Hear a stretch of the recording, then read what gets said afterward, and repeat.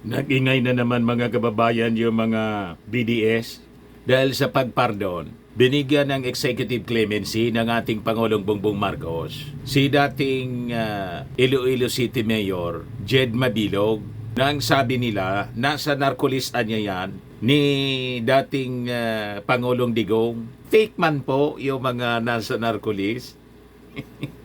Napag-initan lang po. Lalo na itong si Jed Mabilog kasi hindi sumuporta during the campaign ni Digong noong 2016 na tumakbo. Tapos nag-brown out pa daw. Iniisip nila sinabotay yung political rally nila.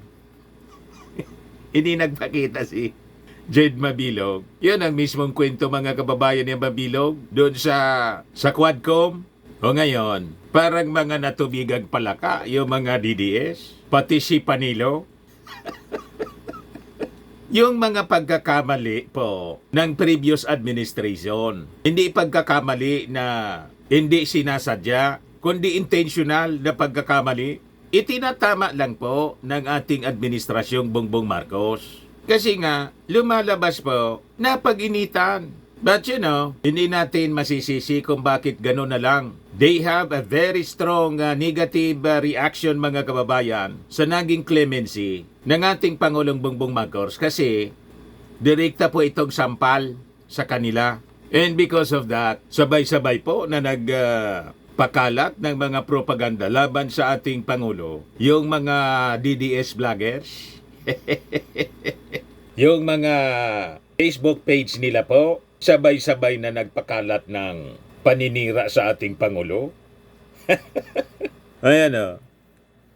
Sabi dito, salamat kay Marcos Jr., narcolist, ex-mayor, Jed Mabilog, libre nang tumakbo ulit sa eleksyon. Siyempre, kasi kung titingnan mo yung credentials po ni Jed Mabilog, napakaganda po yung kanyang credentials. Mula pa ng kabataang barangay pa lang siya. Member siya ng kabataang barangay noong panahon ng dating Pangulong Marcos Sr. Hanggang siya naging mayor ng Iloilo. Excellent po yung kanyang performance, yung mga achievement niya. Excellent po. Malayo sa mga nagawa ni Digong at ni Sara Duterte. Wala mang ganong mga achievements mga kababayan other than yung at saka EGK. Kaya sila mga kababayan nahaharap sa kaso sa ICC. You see? Ito yung sabi nila dito, matapos mabigyan ng executive clemency ni Pangulong Marcos Jr. muling nabuksan ang pintuan para kay dating Iloilo City Mayor Jed Patrick Mabilog na makatakbo muli sa pampublikong posisyon. Ang tanong ngayon, handa bang tanggapin ng sambayanan ang isang opisyal na inuugnay noon sa illegal na droga at katiwalian? False nga yung narcolist na-establish po sa investigasyon ng Quadcom. Kaya tama lang, nabigyan ng executive clemency. Itama yung mga kamalian ng previous administration because this is a serious injustice sa isang public official mga kababayan na napag-initan sa politika ng previous administration. Kaya ito mga kababayan yung balita ng Politico News. From exile to redemption, Marcos grants clemency to ex-Iloilo Mayor Mabilog. So ito yung balita. President Marcos Jr. has granted executive clemency to dismiss ex-Iloilo City Mayor Jed Patrick Mabilog for his long-standing commitment to good governance.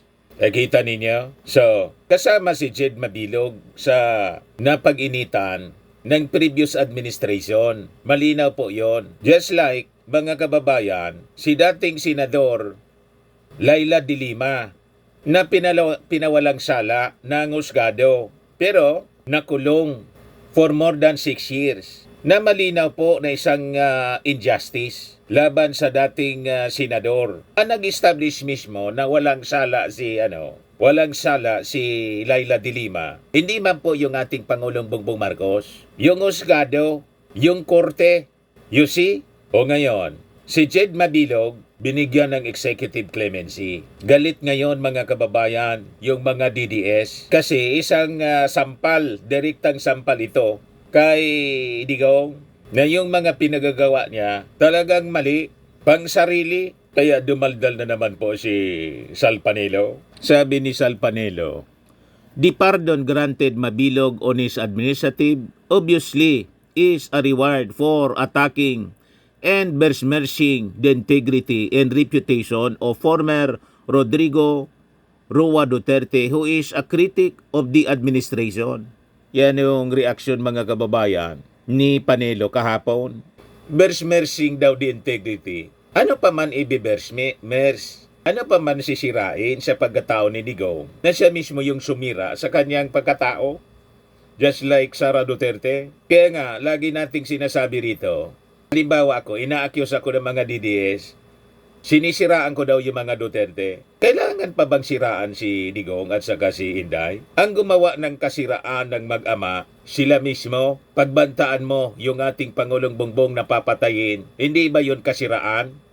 Kasiraan niya mismo. Gusto niyang ini-imagine niyang pugutan yung ating Pangulo at yung bangkay ng dating Pangulong Marcos Sr. Gusto niyang ipahukay. Hindi ba yun kasiraan ng kanyang pagkatao? Kasi ang ganyang mga gawain, hindi gawain ng isang matino na tao o si Digong. Tapos na yung kanyang torno, naging Pangulo na siya, pinagbigyan, laging nangingialam at gusto pang gatungan ng kodita. Kailangan pa bang siraan si Digong sa kanyang mga pinagagawa? Yung misyong mga aksyon ni Digong, siya yung sumisira, ang siyang sumisira sa kanyang pagkatao at kanyang integridad bilang dating Pangulo. Sal Panelo, naintindihan mo na? Hindi mo kailangang siraan yung mga Duterte kasi sila mismo yung gumagawa ng kanilang kasiraan. Yung magmura ka lang ng magmura. Mumurahin mo yung Pangulo, i-accuse mong bangag without basis. Ano yon? Wala pang gumawa na ganyang previous officials ng ating bansa. Siya lang. At saka, kini-question mo yung clemency na binigay kay Jed Mabilog. Ano to? Sabi diyan, "It is my decision to pardon. You have not treated Pemberton fairly. So i-release ko. Pardon." Yung pardon, walang question yan. Kaligaya ko. Ko na lang na magpakulong ng mga buang, kita mo? GAGO, but you know, if there is a time that you are called upon to be fair, be fair. Rodrigo Duterte, President, September 7, 2020. Kaya sabi ni Melchor Birgara, si Pemberton anya pumatay ng Pilipino. Di ka nagreklamo nung napardon. Tigilan mo kasi yung sa matandang hunghang. Basag na basag kay Melchor Birgara, isang Marcos loyalist si Sal raised to the second power Panelo. Yun na lang po. Pag ko nang dublin yung kanyang pangalan na Sal, masama yung tunog. Kaya Sal raised to the second power. Attorney Sal raised to the second power Panelo. Mas maganda pakinggan, mga kababayan, kaysa dublihin ko yung kanyang pangalan na Sal nang mabilis. Di ba? Yung Amerikano, mga kababayan, na pumatay sa isang Filipino, pinardo ni Digong, walang question si Sal. Ngayon, isang Filipino, mga kababayan, pinardon dahil victim po ng politika. Galit si Sal Panelo, pati yung mga DDS. Anong klaseng hustisya meron, mga kababayan, itong mga nasa kampo ng mga Duterte? Kaya binanatan si Digong, mga kababayan, ng Amnesty International noon. Sabi diyan, Philippines, absolute pardon granted to Pemberton, an act of impunity. Responding to President Duterte's granting of absolute pardon to U.S. Marine Lance Corporal Joseph Scott Pemberton, convicted of killing Jennifer Laude, Amnesty International Philippines Director Butch Olano said, the absolute pardon granted by President Duterte to Lance Corporal Joseph Scott Pemberton is a tragic reminder of the prevailing culture of impunity in the country. President Duterte's decision exempts Pemberton from serving the remaining time of his punishment for killing a Filipino citizen while on active duty in the Philippines despite his testimony of admission and convincing evidence of his guilt beyond reasonable doubt. O ano kayo ngayon? Attorney Sal raised to the second power Panilo. O di ba? Basag na basag kayo. Masyado kayong double standard. Double standard of justice ang alam ninyo. Laging may kinikilingan. Pagkalaban ninyo, pin down. Walang hustisya during the previous administration. Kaya yung mga biktima ng injustices po, nire-reverse ng ating Pangulong Bongbong. O ito na nga po ang kanyang ginawa. Executive clemency para po kay dating Iloilo Mayor Jed Mabilog. Kaya sabi sa statement po ni Executive Secretary Lucas Bersamin, in view of Mabilog's long-standing commitment to good governance, in the awards won by Iloilo City under Mabilog's leadership, Marcos granted Mabilog's petition for executive clemency in connection with his administrative case, thereby removing the penalties of disabilities resulting from such case.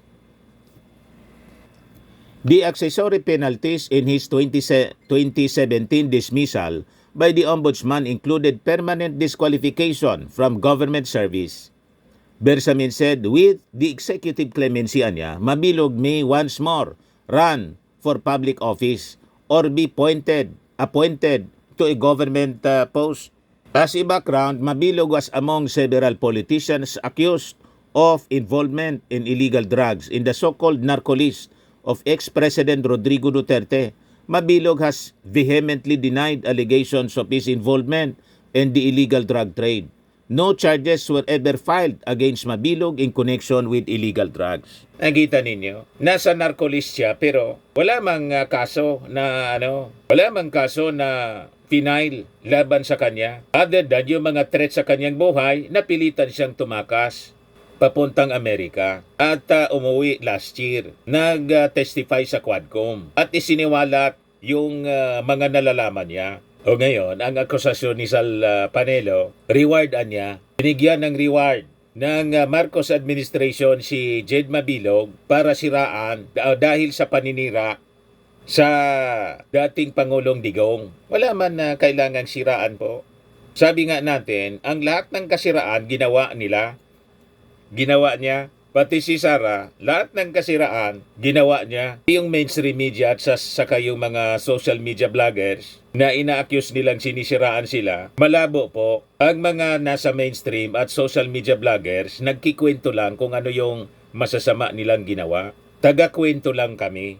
Malinaw na Attorney Sal, raised to the second power Panelo. Sa mga naghanap ng malinis and spacious fitness gym, pumunta lang po kayo sa aming Colossal Fitness Gym. We also offer Grab Car Rental with our brand new 2023 model ng Toyota Innova. We also accept booking for those who are planning to travel via PAL, Cebu Pacific, and other airline companies, local and international, and bills payment for Meralco Bills, PLDT, Aleco Bills, etc. Ang Colossal Fitness Gym is located at 3rd floor Security Bank Building, Landco Business Park, Legazpi City, Albay. For inquiries, look for Chilon Maravillas. Contact number 0966-802-0949. Yan yung aming Innova. Lagi na pong matao sa amin. Pati mga foreigners po, tingnan ninyo. Mga British tourists sila. Ang lalaki ng katawan na, mga kababayan, nag-gym sa amin. Ito naman po, Indian National. Ito mga mga European sila. Ito naman yung bago naming product na binibenta online, Eye Glow Serum. Whitening po siya galing sa South Korea. Tingnan ninyo yung epekto sa aking anak na architect entrepreneur, Riz Maravillas. For inquiries, look for Riz Maravillas on FB. Ito naman po, Firmax Firming and Lifting Cream. Pinapahid po ito sa mga pulses and affected area. Mainam po ito sa mga pains at paninigas na mga kaso-kasuan. Ito po, Automax Radiant Serum. Sa mukha naman yung application. Anti-aging po siya. You will look 10 years younger than your age. Sa mga cancer patients naman po, baka lang gusto ninyo itong itry. Nengxia Red Mixed Fruit Drink. Hindi man po siya gamot, food supplement siya. Kaya lang, gawa siya mga kababayan sa goji berry. Yung goji berry may anti-cancer properties. Yung mga inquiries ninyo, dumiretso na lang kayo sa aming messenger sa Facebook para masagot namin agad. Ayos po. Ako po si Dante Maravillas. Bye-bye. God bless.